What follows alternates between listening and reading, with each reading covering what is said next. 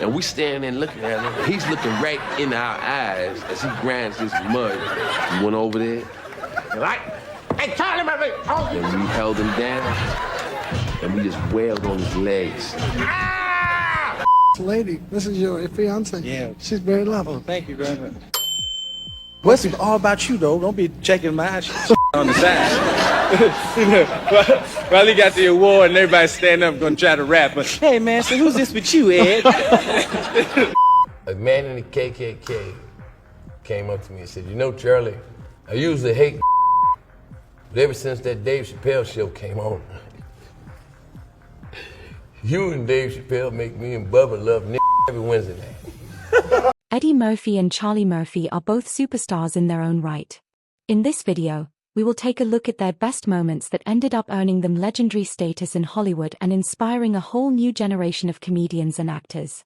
And speaking of inspirations, during an interview on the Ellen DeGeneres show, Eddie revealed who his true inspiration was. And let's just say the way he talked about it wasn't what anyone expected. I'm a huge fan of yours. I think you're so funny for years and years, and sweet and sexy and funny and the whole thing. I have a funny girl fetish. When women are funny, that's sexy to me. You and who's a girl on Saturday Night, like Maya Rudolph, she's sexy. Yeah. And Lucy, Lucy. But when I was a kid, I used to watch Lucy with a. I said, yeah, I love Lucy too. Speaking of inspirations, you might think that every comedian growing up in the 80s and 90s looked up to Bill Cosby, but that rule doesn't apply to Eddie Murphy. And for a reason you probably wouldn't expect. Bill Cosby Show? I do too. I love Bill Cosby Show. I've been a big fan of Bill Cosby all my life. Never met the man before, but he called me up about a year ago and chastised me on the phone for being too dirty on stage. And it was real weird because I had never met him, and he just thought he should call me up because he was Bill and tell me that he did about what comedy is all about. And I sat and listened to this man chastise me. And when Bill Cosby chastises you, you forget you grown. You feel like one of the Cosby kids. And I ran in the house all excited to talk to Bill and picked up the telephone, and Bill got raw on me. I was like, hello, Mr. Cosby? And you hear, I would like to talk to you about some of the things that you do in your show. From the last clips you've seen, you might have noticed that Eddie Murphy's drip was a little over the top shiny. But can you imagine what would happen if Charlie Murphy wore the exact same outfit? Well, it turns out he once did. I had one of the most brutal experiences with outfits. When I first got out the Navy, I came out to LA, my brother was huge. He had, show business clothing. He was supposed to have it on. He was a showman. Everybody knew who he was. He said, yo, man, you ought to wear this jacket tonight. So the jacket was a green glitter busboy jacket. I put the busboy jacket on, and then we went to the club, and I thought I was clean, and we walking through the club, and I hear everybody go, yeah, man, it's Eddie Murphy, man. Hey, who's that behind the Oh, that's his bro. What that do? I don't know, he looked like he's a magician. That special wasn't the last time Eddie Murphy talked about Bill Cosby. In fact, during his acceptance speech for the Mark Twain Prize for American Humor, Eddie went on a nearly 5-minute-long Bill Cosby roast that had everyone in the room absolutely dying with laughter. Lily Tomlin. Who else got this? Bill has one of these. Did y'all make Bill give his back? No, because I know there was a big outcry from people. They was trying to get Bill to give his trophies back. You know you up when they want you to give your trophies back. He should do one show where he just come out and just talk crazy now. I would like to talk to some of the people who feel that I should give back my trophies. You may have heard recently that I allegedly put the pill into people's chocolate. 'Cause I'm not giving back. Just one show like this. Just do one like that. But like I said, I don't want to go too far on Bill. The Murphy brothers had strong connections with a lot of big celebrities, and one of the most interesting ones was with Mike Tyson. Stay tuned for more of the Sammy Davis Jr. tribute honoring the one heavyweight I would never dare step into the ring with. Sammy, you are truly the undefeated champion. The producers of the show was hoping you'd have a little more feeling of more Mike, a little bit more Mike Tyson, more Mike Tysonism, like, hello, ladies and gentlemen, Sammy and I would like. You might see that clip and think Mike Tyson was pretty funny going along with the joke. But according to Charlie Murphy, a young Mike Tyson was definitely not the kind of guy you'd want to make fun of in front of a live audience. That's a man who one time I went to his house and it was 6 limos and nobody would get out the limo. And I said, how come nobody's getting out the car? They said, you don't see that lion standing over there? Mike Tyson had a lion in his front yard. That's the only man whose house I ever went over. There was a lion in the front yard, loose. Wow. And he was on the steps like this with a heavyweight belt. What? What? What? How come nobody wants to get out the car and play with my cat? A young Mike Tyson was so wild he didn't just have a collection of big cats as pets. He even managed to convince Eddie Murphy to seriously consider getting a pet gorilla. The story goes that the two spent hours at a party going back and forth about the logistics, the permits, the space, the risks. And somehow instead of talking themselves out of it, Eddie actually got more excited about the idea. But in the end, Charlie Murphy, who was working as Eddie's bodyguard at the time, stepped in and managed to talk both of them out of it, probably saving everyone from one of the most chaotic celebrity pet decisions ever. But Mike Tyson wasn't the only friend of the Murphy brothers with a wild collection of exotic animals. Michael Jackson might have had him beat. He was famously known for keeping a whole range of exotic animals at his estate, almost like a private zoo. In this next clip, Eddie Murphy shares what it was actually like visiting his house and some of the unbelievable things he saw there. Michael had like a real zoo at his house, and with a big zoo with giraffes. And I mean, he had a facility, a thing that was so big that giraffes was walking around and like. And Bubbles had gotten too old. Bubbles was in the cage, like tripping, like, ah! And Michael's like, don't go near the cage. Michael Jackson wasn't the only pop icon the Murphy brothers ran with, because their connection with Prince led to one of the most legendary TV episodes in history. The Jerry curl was coming out, and I had my stick to the side and all that. And Prince came in. That's when Purple Rain came out, and Prince was the you know what I'm saying? Prince had on it was like a Zorro type outfit. It had the ruffles that come down in the front. Prince started talking to my brother. Hello, Eddie Murphy.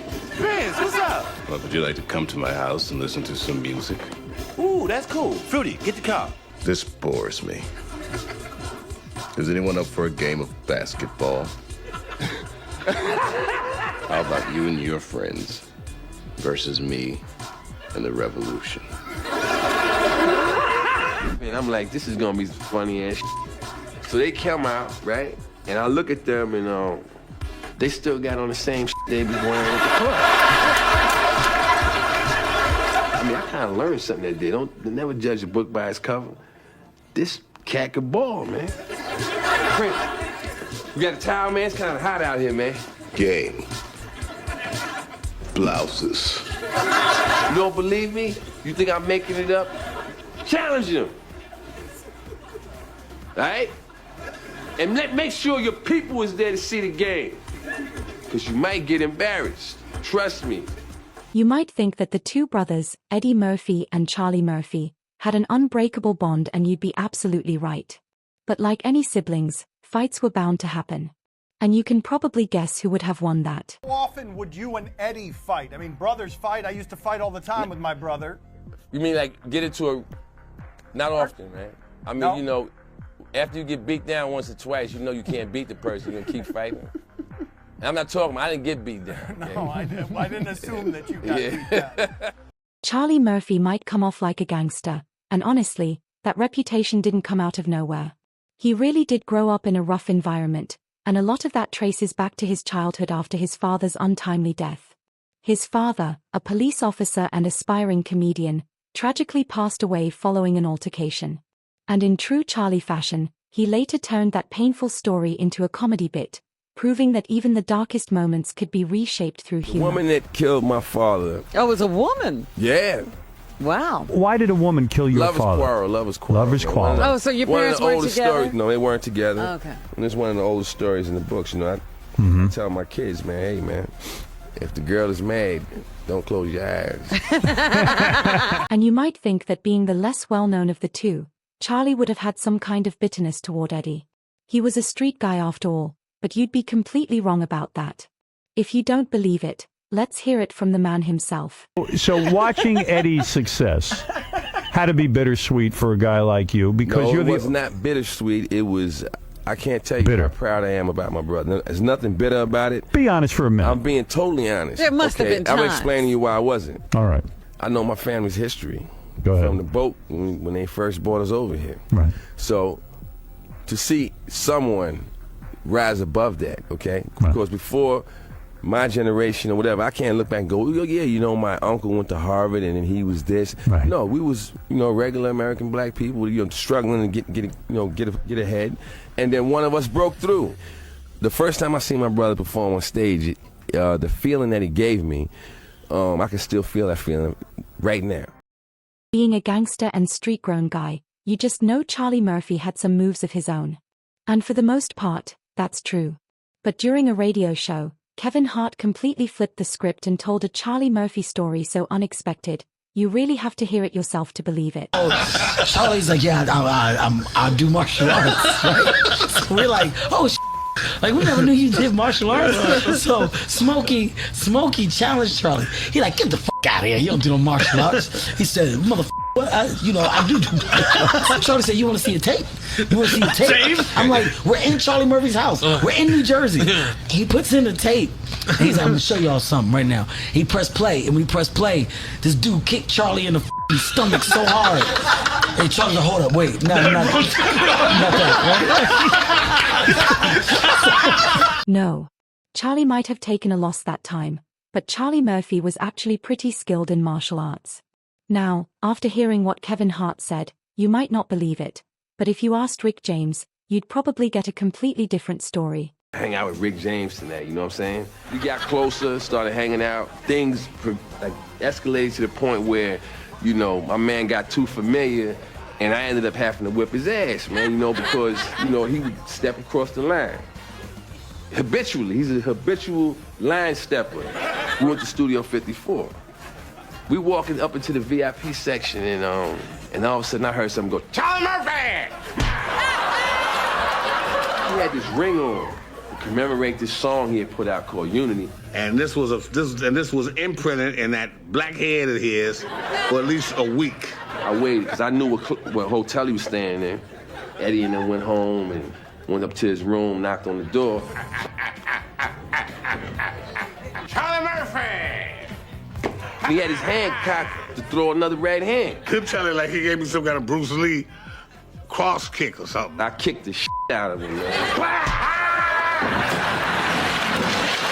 Beating people up wasn't just limited to Charlie because when it came to Rick James, even Eddie couldn't help but jump right into the action. Watch this next legendary clip and you'll probably see exactly why. Rick is incorrigible, you know, he shows up at my brother's house, up. Nice place, And he gets on the couch and says, why don't I stretch out? and just started grinding mud on us. Your couch, buy another one, you rich mother. And we standing there looking at him. He's looking right in our eyes as he grinds this mud. We went over there. Like, hey, Charlie Murphy! And we held him down. And we just wailed on his legs. You were cold as ice. But still, Rick James, even after taking a beating like that, your couch. I haven't kicked out of better homes than this. I'll be back. You black my brother, you know, he's a lot more compassionate than I am. He's looking and limos driving off. He said, wow, man, Rick really needs help. I was like, yo, we just gave him some help. While Charlie Murphy was busy filming Chappelle's show, Eddie Murphy was also working on his own movies. And having one of the most prolific comedians on set isn't exactly the easiest thing to deal with. Wow, you're really an actress. And cut. Come on, help a nigga out, man. Don't be having me stand up in this car. I got your be standing. Boy got God-given talent. God, my. What's wrong? The mustache too big? Airplane is coming over. Made me have to loop all this. I ain't looping. We either get it now or not at all. Now, who's funnier is completely up to you. But years after Charlie Murphy's unfortunate passing, Eddie Murphy finally opened up about what Charlie truly meant to him. There's nobody like Charlie. Nobody was funnier there. And some of my biggest laughs in my life are Charlie. Yeah. I miss my brother.